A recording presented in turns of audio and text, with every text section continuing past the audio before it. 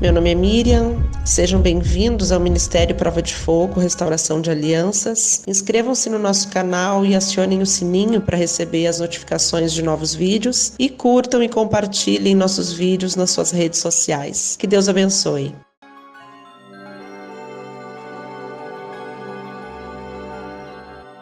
O que eu vou passar para vocês agora são conselhos de uma pessoa que viveu e atravessou o deserto do repúdio e da prisão espiritual.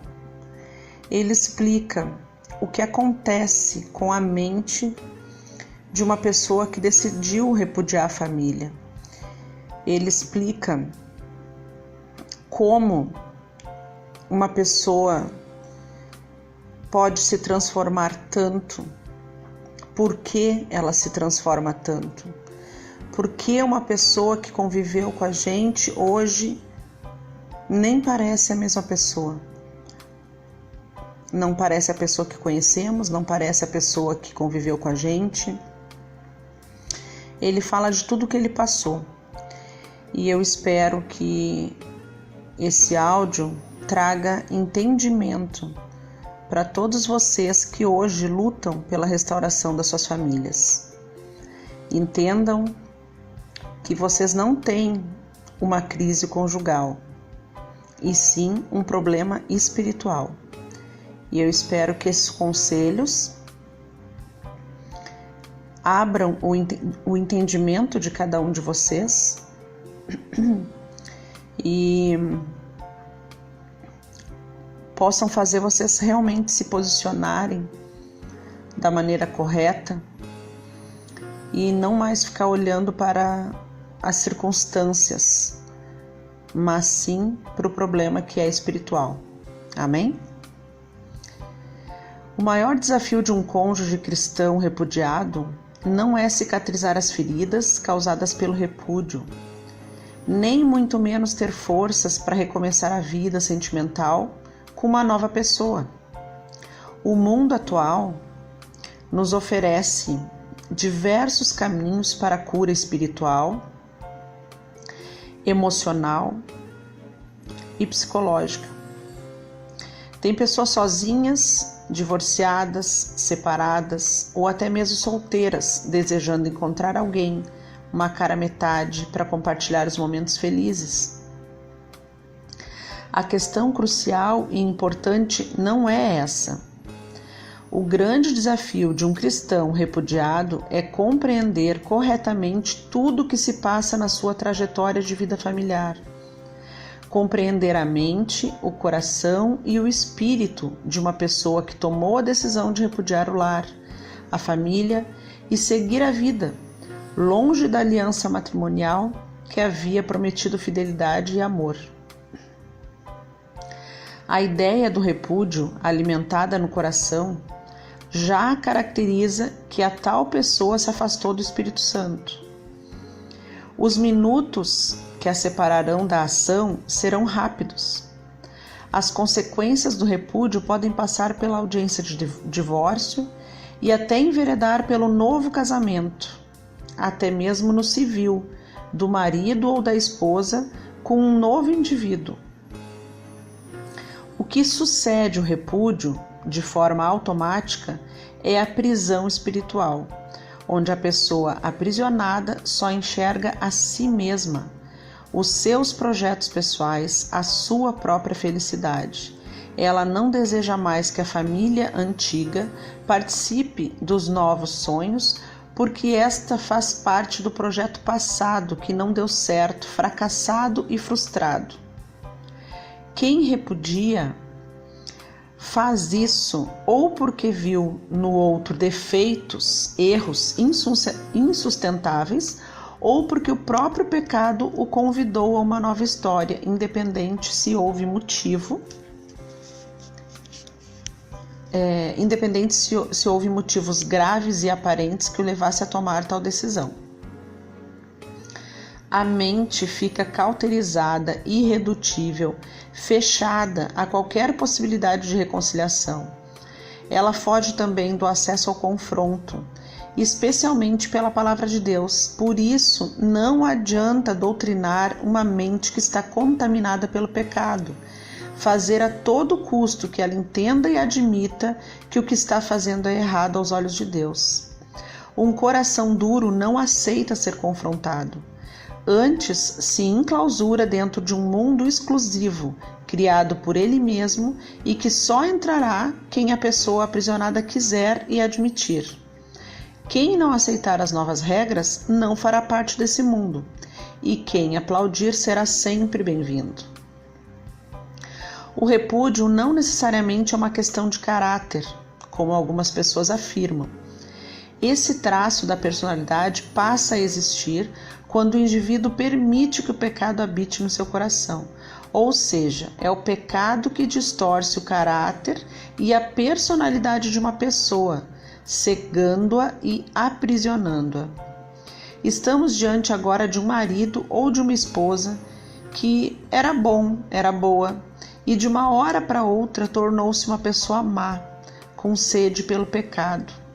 O leão do pecado que antes rugia longe do cristão, porque a ele não tinha acesso, agora passa a rugir dentro dele, no próprio coração e na mente dele. E como tratar uma pessoa com essas características horrendas e diabólicas, sabendo que ainda que ela se encontre nesse estado abominável, como ela se mantém uma aliança de casamento que só será desfeita na morte? Se o cônjuge vítima do repúdio passa a ter um entendimento espiritual correto de tudo o que acontece no seio familiar, especialmente na condição espiritual do outro, seguramente saberá se posicionar e não desistirá dessa grande batalha. A fonte do entendimento nos levará a conhecer alguns caminhos importantes. Número 1. O respeito à liberdade de escolha do outro. Não se pode forçar, obrigar ninguém a viver conosco. Às vezes um pai diz a um filho, ao saber que este quer transitar por um caminho errado: filho, não vá, não faça tal coisa, porque isso vai lhe prejudicar. Ainda assim, consideremos que o filho quer a todo custo fazer o que considera certo. Deixe-o fazer. Não force uma situação, nem insista mais. Será preciso deixá-lo ir. O ser humano muitas vezes só sabe que o esterco não presta, que faz mal, quando ele sente a necessidade de provar. E ele precisará provar. Respeitar a decisão do outro é um conselho bíblico presente em 1 Coríntios 7,15, como também na parábola do filho pródigo.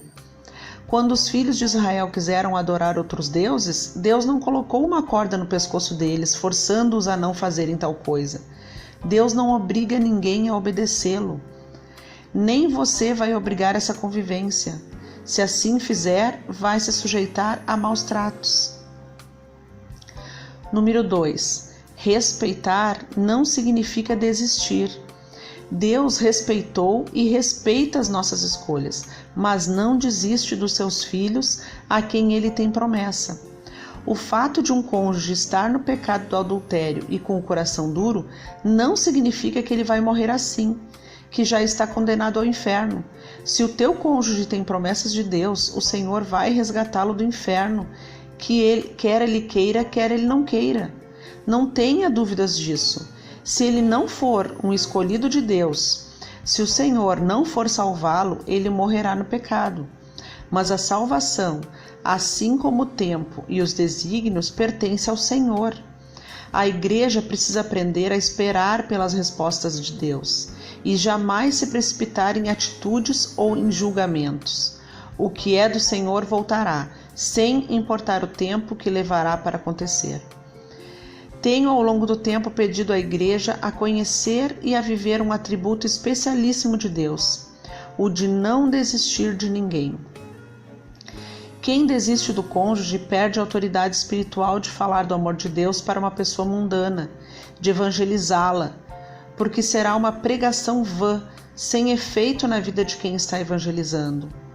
Como posso dizer a um perdido que Jesus o ama, se este mesmo amor não foi verdadeiro na minha relação com meu cônjuge? Além de que abre um forte precedente de sermos rejeitados igualmente, porque à mesma medida que medimos o outro, seremos medidos. O Senhor honra aqueles que perseveram até o fim, não somente para a salvação, como já bem conhecemos em sua palavra, como para uma restauração familiar. Número 3. Os estágios da prisão espiritual. Um indivíduo preso espiritualmente no pecado sexual torna-se cativo daquilo que está no coração dele. As correntes desse tipo de prisão se tornam mais fortes à medida que compreendemos que é o coração impuro, juntamente com todo o revestimento carnal, que passam a comandar as atitudes daquela pessoa. Enquanto o prazer sexual lícito abençoa, o prazer ilícito escraviza. O primeiro estágio, então, é o do prazer, o da novidade. Tudo que é novo e ilícito enfeitiça os olhos, deixando a mente mais cauterizada ainda. O homem, no sentido geral, não consegue pensar e fazer outra coisa senão em estar nos braços do pecado. E ninguém que se atreva a interrompê-lo ou a fazê-lo parar. Depois, tudo o que um dia foi novo e interessante, aos poucos vai se tornando desinteressante.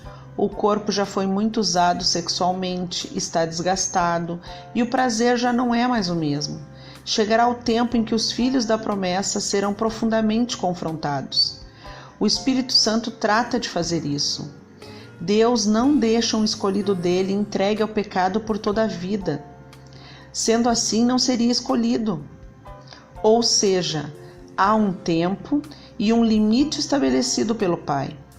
O corpo e a mente começam a ficar exaustos de tanto sexo e de tanto pecado. A amante, que antes se sentia melhor e a mais valorizada, começará a ser vista desprezivelmente.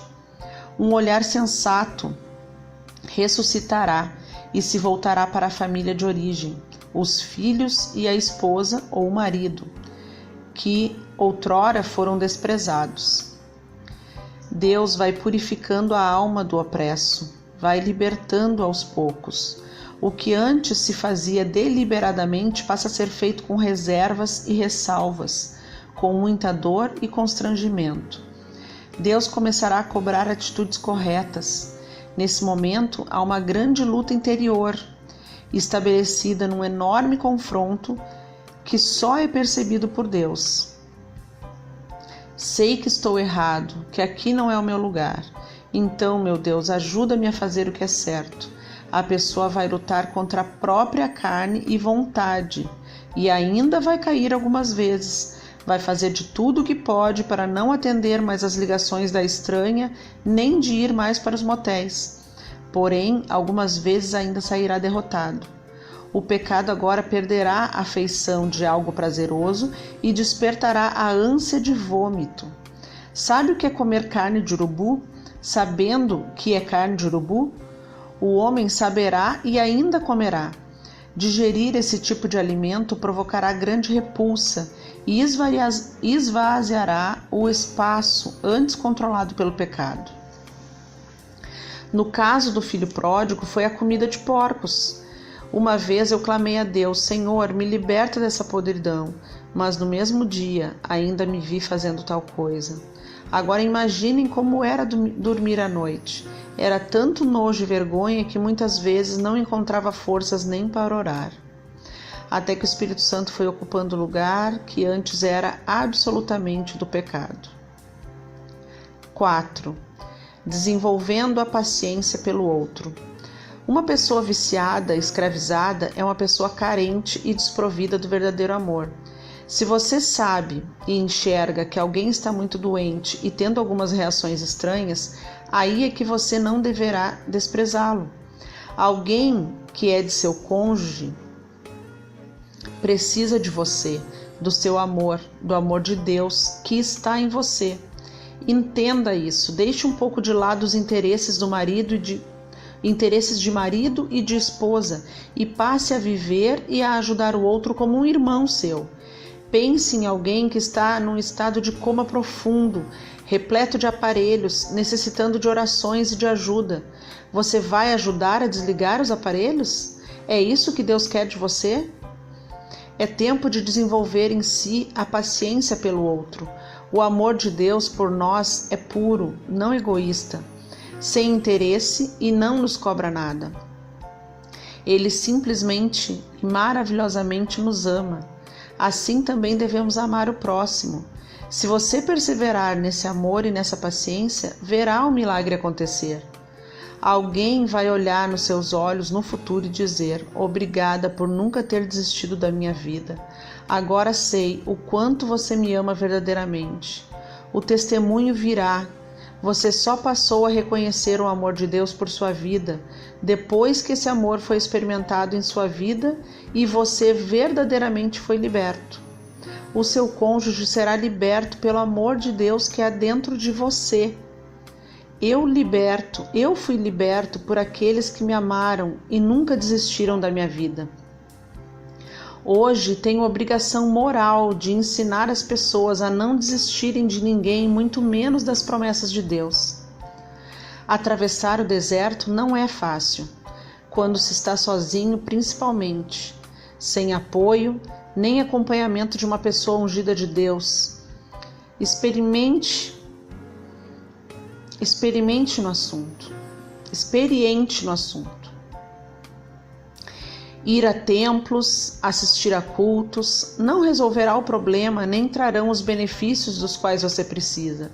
Infelizmente, as pessoas presas a esses lugares tendem a se envolver emocionalmente com a sua situação e a direcionar os conselhos segundo a carne, por aquilo que é visto ou ouvido. Raras são as pessoas que se guardam da tristeza dos acontecimentos e orientam o necessitado segundo a visão espiritual do Senhor. Elas querem te ver logo bem e feliz, e que esse seu sofrimento logo acabe. O que Deus espera de você é justamente o contrário. É o entendimento necessário, a fé, que te alimentarão em toda a caminhada e te farão amadurecer. Talvez alguém no templo até ofereça ajuda a você, mas depois de perceber que o tempo passou e nada aconteceu, essa mesma pessoa poderá te aconselhar a recomeçar a sua vida com uma nova pessoa. É o que acontece quando fazemos algo esperando que Deus resolva tudo num tempo determinado por nós. Deus não é regido pelo nosso relógio. Agora preste atenção. Nesse texto reflexivo, apenas um versículo bíblico foi citado, 1 Coríntios 7,15. Acaso as palavras aqui escritas não são da vontade do coração de Deus? Não é esse todo o direcionamento que Deus quer para a sua vida? Então pare de questionar e passe a obedecer, a ter fé em Deus, através de cada palavra publicada. Certa vez, em um ônibus, em Pernambuco, ao regressar do meu ofício de professor na época, falei muito de Deus para uma pessoa sentada ao meu lado sem sequer citar um único versículo bíblico. Ao final, a pessoa olhou para mim e disse: "Vejo em você o grande amor de Deus e o brilho do Espírito Santo", e se entregou ao Senhor. Esses são conselhos de quem atravessou todo o deserto e aprendeu que o amor do Senhor é suficiente para curar, libertar e trazer de volta a esperança de salvação. Fui e sou carregado pelos braços do meu Pai, ainda que algumas vezes eu me encontre desagradando, mas como disse Paulo, prossigo para o alvo, deixando as coisas que para trás ficam. Prossigo em busca do prêmio da minha soberana vocação em Cristo Jesus. Faça o mesmo e não tenha medo de nenhuma circunstância adversa que acaso você esteja atravessando. Ame o Senhor acima de todas as coisas. Invista no compromisso com o reino de Deus. Seja a igreja e o Senhor te acrescentará tudo o que você precisa. Que o Senhor esteja convosco. Que Deus abençoe a sua vida e que Deus te entregue a vitória, a restauração da tua família. Eu espero que vocês tenham entendido que para que haja uma restauração é necessário que alguém se posicione em luta, se posicione em oração. Então, se você já foi chamado até aqui, não é por acaso que você chegou num canal de restauração, não é por acaso que você está assistindo, ouvindo este áudio. Se posicione, decida lutar, salve a sua família. É isso que Deus quer. Fique com Deus.